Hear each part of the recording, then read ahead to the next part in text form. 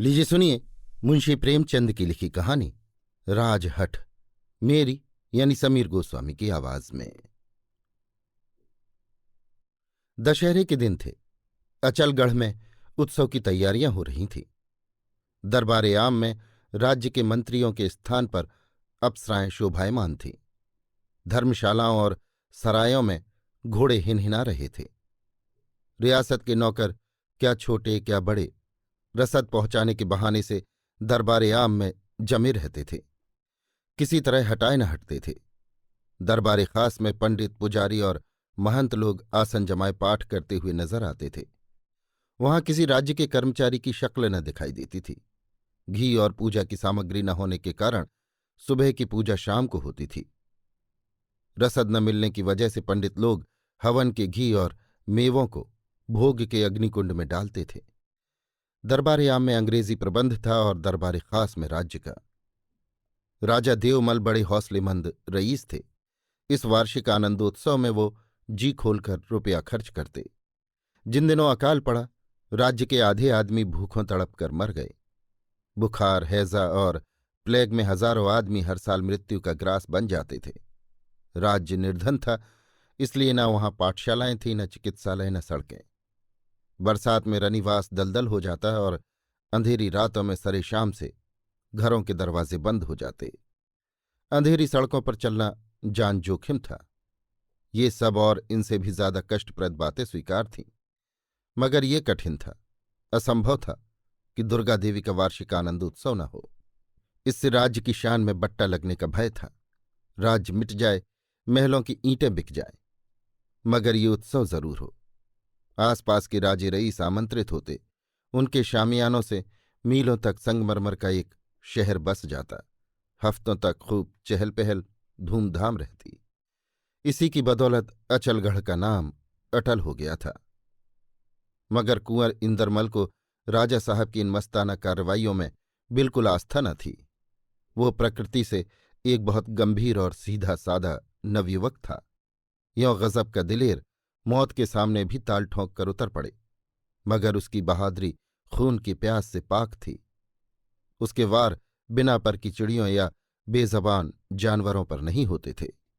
उसकी तलवार कमजोरों पर नहीं उठती थी।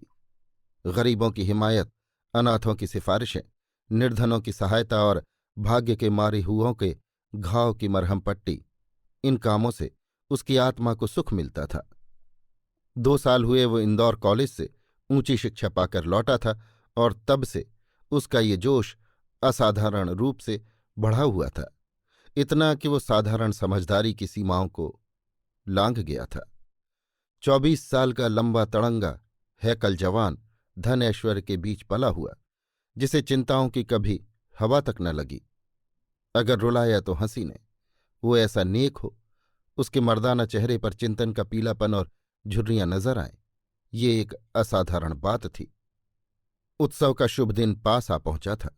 सिर्फ 4 दिन बाकी थे। उत्सव का प्रबंध पूरा हो चुका था। सिर्फ अगर कसर थी तो कहीं कहीं दोबारा नजर डाल लेने की। तीसरे पहर का वक्त था। राजा साहब रनिवास में बैठे हुए कुछ चुनी हुई अप्सराओं का गाना सुन रहे थे। उनकी सुरीली तानों से जो खुशी हो रही थी, उससे कहीं ज्यादा खुशी ये सोचकर हो रही थी कि ये तराने पॉलिटिकल एजेंट को भड़का देंगे। वो आंखें बंद करके सुनेगा और मारे खुशी के उछल उछल पड़ेगा। इस विचार से जो प्रसन्नता होती थी, वो तानसेन की तानों में भी नहीं हो सकती थी। आह, उसकी जबान से अनजाने ही वाह वाह निकल पड़ेगी। अजब नहीं कि उठकर मुझसे हाथ मिलाए और मेरे चुनाव की तारीफ करे। इतने में कुंवर इंदरमल बहुत सादा कपड़े पहने सेवा में उपस्थित हुए और सर झुकाकर अभिवादन किया। राजा साहब की आंखें शर्म से झुक गईं, मगर कुंवर साहब का इस समय आना अच्छा नहीं लगा। गाने वालियों को वहां से उठ जाने का इशारा किया। कुंवर इंदरमल बोले, महाराज, क्या मेरी विनती पर बिल्कुल ध्यान न दिया जाएगा? राजा साहब गद्दी के उत्तराधिकारी राजकुमार की इज्जत करते थे और मोहब्बत तो कुदरती बात थी, तो भी उन्हें ये बेमौका हठ पसंद न आता था। वो इतने संकीर्ण बुद्धि न थे कि कुंवर साहब की नेक सलाहों की कद्र न करें। इससे निश्चय ही राज्य पर बोझ बढ़ता जाता था और रियाया पर बहुत जुल्म करना पड़ता था। मैं अंधा नहीं हूं कि ऐसी मोटी मोटी बातें ना समझ सकूं, मगर अच्छी बातें भी मौका महल देखकर की जाती हैं। आखिरकार नाम और यश, इज्जत और आबरू भी तो कोई चीज है। रियासत में संगमरमर की सड़कें बनवा दूं, गली गली मदरसे खोल दूं, घर घर कुएं खुदवा दूं, दवाओं की नहरें जारी कर दूं, मगर दशहरे की धूमधाम से रियासत की जो इज्जत और नाम है, वो इन बातों से कभी हासिल नहीं हो सकती। हो सकता है कि धीरे धीरे ये खर्च घटा दूं, मगर एक बारगी ऐसा करना ना तो उचित है और न संभव। जवाब दिया, आखिर तुम क्या चाहते हो? क्या दशहरा बिल्कुल बंद कर दूं? इंदरमल ने राजा साहब के तेवर बदले हुए देखे तो बड़े आदरपूर्वक बोले, मैंने कभी दशहरे के उत्सव के खिलाफ मुंह से एक शब्द नहीं निकाला।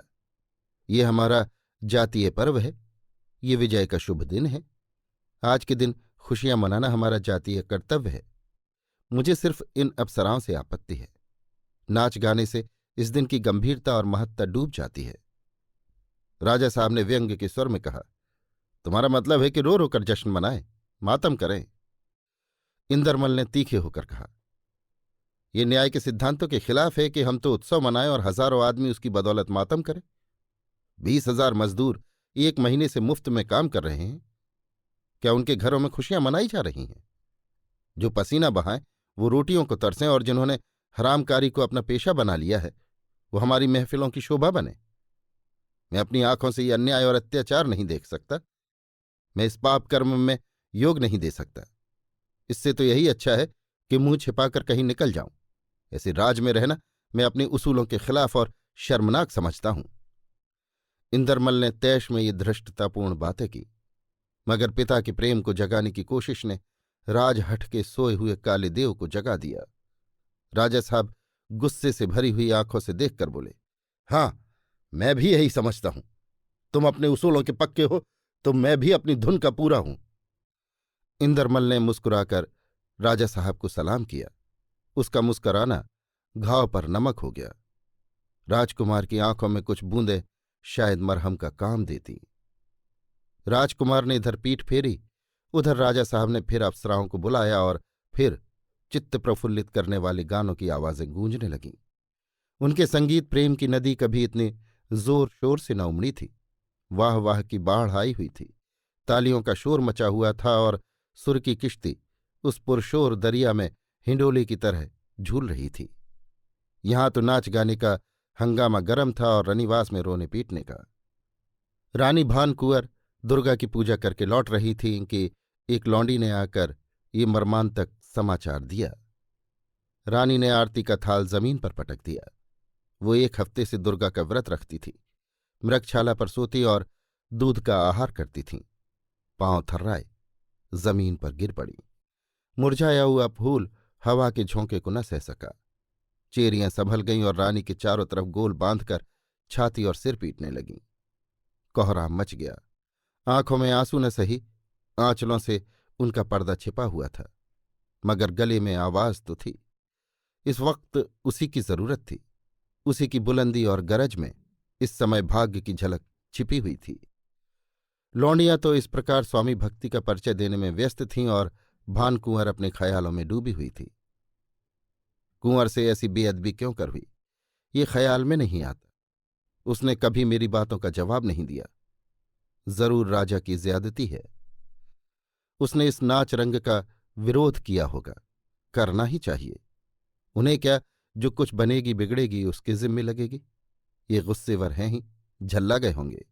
उसे सख्त सुस्त कहा होगा। बात की उसे कहाँ बर्दाश्त।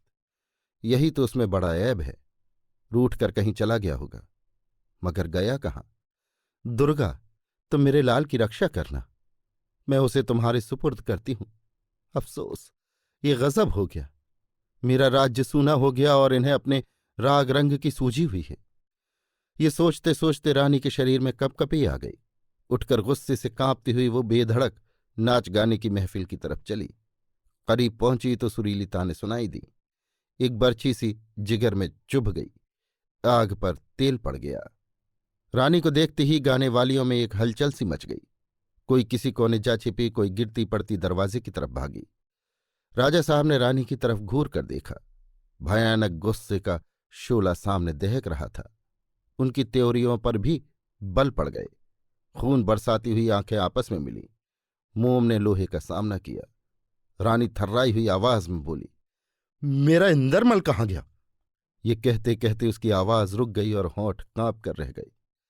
राजा ने बेरुखी से जवाब दिया, मैं नहीं जानता। रानी सिसकियां भरकर बोली, आप नहीं जानते कि वो कल तीसरे पहर से गायब है और उसका कहीं पता नहीं? आपकी इन जहरीली नागिनों ने ये विष बोया है। अगर उसका बाल भी बांका हुआ तो उसके जिम्मेदार आप होगे। राजा ने तुरशी से कहा, वो बड़ा घमंडी और बिन कहा हो गया है, मैं उसका मुंह नहीं देखना चाहता। रानी कुचले हुए सांप की तरह ऐंठ कर बोली, राजा, तुम्हारी जबान से ये बातें निकल रही हैं? हाय मेरा लाल, मेरी आंखों की पुतली, मेरे जिगर का टुकड़ा, मेरा सब कुछ यों अलोप हो जाए और इस बेरहम का दिल जरा भी न पसीजे। मेरे घर में आग लग जाए और यहां इंद्र का अखाड़ा सजा रहे।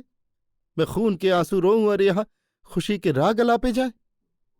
राजा के नथने फड़कने लगे। कड़क कर बोले, रानी भानकुंवर, अब जबान बंद करो। मैं इससे ज्यादा नहीं सुन सकता। बेहतर होगा कि तुम महल में चली जाओ। रानी ने बिफरी हुई शेरनी की तरह गर्दन उठाकर कहा, हां, मैं खुद जाती हूं। मैं हुजूर की ऐश में विघ्न नहीं डालना चाहती, मगर आपको इसका भुगतान करना पड़ेगा। अचलगढ़ में या तो भानकुंवर रहेगी या आपकी जहरीली विषैली परियां। राजा पर इस धमकी का कोई असर न हुआ। गैंडे की ढाल पर कच्चे लोहे का असर क्या हो सकता है? जी में आया कि साफ साफ कह दें, भानकुंवर चाहे रहे या न रहे, ये परियां जरूर रहेंगी। लेकिन अपने को रोक कर बोले, तुमको अख्तियार है, जो ठीक समझो वो करो। रानी कुछ कदम चलकर फिर लौटी और बोली, त्रियाहट रहेगी या राजहट? राजा ने निष्कंप स्वर में उत्तर दिया, इस वक्त तो राजहट ही रहेगी। रानी भानकुंवर के चले जाने के बाद राजा देवमल फिर अपने कमरे में आ बैठे, मगर चिंतित और मन बिल्कुल बुझा हुआ, मुर्दे के समान। रानी की सख्त बातों से दिल के सबसे नाजुक हिस्सों में टीस और जलन हो रही थी।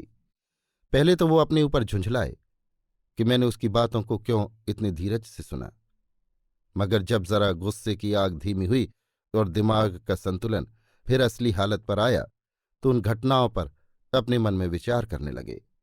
न्यायप्रिय स्वभाव के लोगों के लिए क्रोध एक चेतावनी होता है, जिससे उन्हें अपने कथन और आचार की अच्छाई और बुराई को जांचने और आगे के लिए सावधान हो जाने का मौका मिलता है। इस कड़वी दवा से अक्सर अनुभव को शक्ति, दृष्टि को व्यापकता और चिंतन को सजगता प्राप्त होती है। राजा सोचने लगे, बेशक रियासत के अंदरूनी हालात के लिहाज से ये सब नाच रंग बेमौका है। बेशक वो रियाया के साथ अपना फर्ज नहीं अदा कर रहे थे। वो इन खर्चों और इस नैतिक धब्बे को मिटाने के लिए तैयार थे, मगर इस तरह की नुक्ताचीनी करने वाली आंखें उसमें कुछ और मतलब न निकाल सके। रियासत की शान कायम रहे, इतना इंदरमल से उन्होंने साफ कह दिया था कि अगर इतने पर भी वो अपनी जिद से बाज नहीं आता तो ये उसकी ढिठाई है। हर एक मुमकिन पहलू से गौर करने पर राजा साहब के इस फैसले में जरा भी फेरफार न हुआ।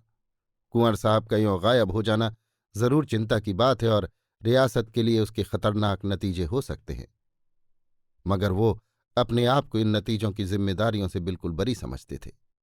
वो ये मानते थे कि इंदरमल के चले जाने के बाद उनका ये महफिलें जमाना बेमौका और दूसरों को भड़काने वाला था, मगर इसका कुंवर के आखिरी फैसले पर क्या असर पड़ सकता है? कुंवर ऐसा नादान, ना तजुर्बेकार और बुजदिल तो नहीं है कि आत्महत्या कर ले। हाँ, वो 2-4 दिन इधर उधर आवारा घूमेगा और अगर ईश्वर ने कुछ भी विवेक उसे दिया तो वो दुखी और लज्जित होकर जरूर चला आएगा। मैं खुद उसे ढूंढ निकालूंगा। वो ऐसा कठोर नहीं है कि अपने बूढ़े बाप की मजबूरी पर कुछ भी ध्यान न दे। इंदरमल से फारिग होकर राजा साहब का ध्यान रानी की तरफ पहुंचा और जब उसकी आग की तरह दहकती हुई बातें याद आईं तो गुस्से से बदन में पसीना आ गया और वो बेताब होकर उठकर टहलने लगे।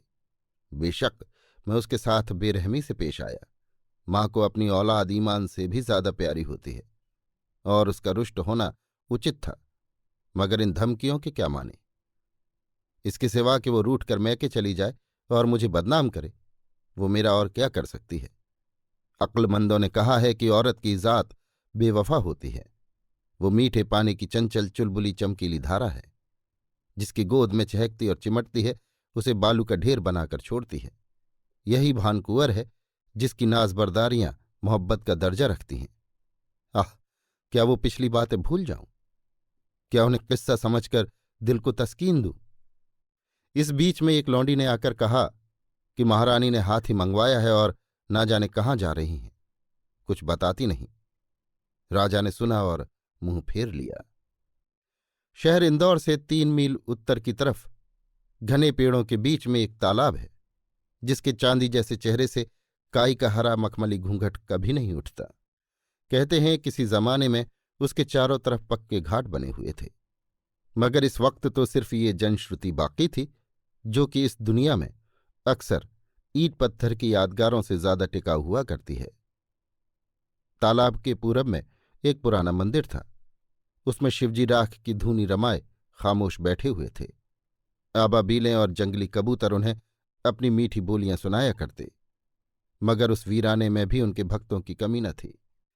मंदिर के अंदर भरा हुआ पानी और बाहर बदबूदार कीचड़ इस भक्ति के प्रमाण थे।